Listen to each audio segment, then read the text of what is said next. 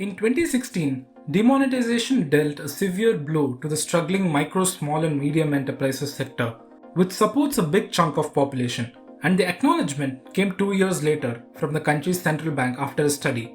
In 2018, the Reserve Bank of India said that MSMEs have been adversely hit by the goods and services tax rollout and demonetization. And just over 2 years later, pandemic dealt another blow to it. Wave after wave, its share shrunk, significantly impacting the overall credit of the sector. It won't be wrong to say that MSMEs are the backbone of the economy. With 63 million units, the sector provides employment to 111 million people, making it the largest source of employment after the agriculture sector. Besides, it contributes to 30% of India's GDP, 50% of exports, and 95% of industrial units. And for inclusive growth, this sector cannot be ignored.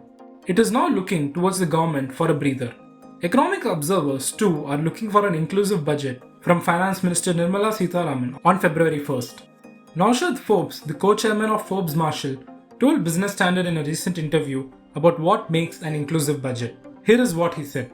If we can create opportunities for all 1.4 billion people, we'll create wealth for all Indian industry for 30 years and for most of the world's industry for 30 years. I think there are three things that I would say would indicate a more inclusive, growth-oriented budget. First, what kind of allocations are we seeing to health and to education? Two more areas which I would recommend is ease of doing business. The best way of including all firms in progress is by making it easier for everyone to do business. Last thing on inclusive growth is what kind of tax policy do we see coming out? A tax policy where you have more exemptions and higher rates is an exclusive policy. It's a policy which excludes people from participating in the economy because you have someone else who's deciding this is a good thing, this is a bad thing, etc. Instead of that, if you have lower tax rates and lower exemptions, then everyone benefits from that lower tax rate. A recent survey of 150 MSMEs by consulting firm MSMEX revealed that 4 out of 10 businesses changed their business models to survive the pandemic, while 50% of the respondents said government schemes did not help them with sustaining their business through the pandemic. As part of pre-budget consultations, representatives from the ruling BJP and its state units sought support from Sitharaman for the sectors that have been worst affected by the pandemic. These include hospitality, leisure, tourism, and other contact services. Some concerns that were raised during the interaction include the lack of availability of credit, rising cost of raw materials and base metals, and targeted assistance to stressed sectors. We spoke with BJP's national spokesperson and economic cell head Gopal Krishna Agarwal on what he is expecting from the budget for the informal sector. There was concern about informal sectors, availability of credit, then even the overall this consumer aggregate demand in the private sector is low. So therefore, private investment is not building.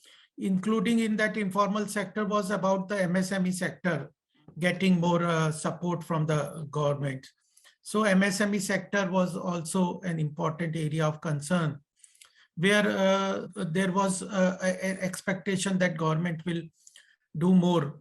On the MSME, there were two important issues which are coming out after discussion. One is about the credit availability, then their working capital requirement is increasing.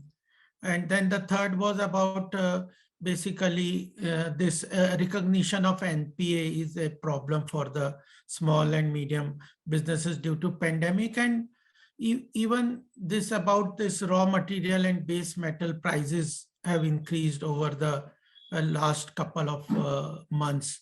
So that is also an area of concern which people were expecting. People were saying that the finance minister should give more support to this sector. One of the major demands of the sector is the extension of the Emergency Credit Line Guarantee Scheme beyond March 2022. The scheme was launched in 2020 to help MSMEs tide over the crisis, and its scope was expanded last September. Since its launch, top-up loans worth Rs 3 lakh crore have been sanctioned from Rs 4.5 lakh crore limit under the scheme. These loans are 100% guaranteed by the centre and involve no processing fee. A cut in corporate taxes and production-linked incentive schemes worth Rs 2.75 lakh crore introduced last year have largely benefited big companies. The MSME industry is looking to get a similar boost in the budget. If you like this video, share it and subscribe to Business Standard.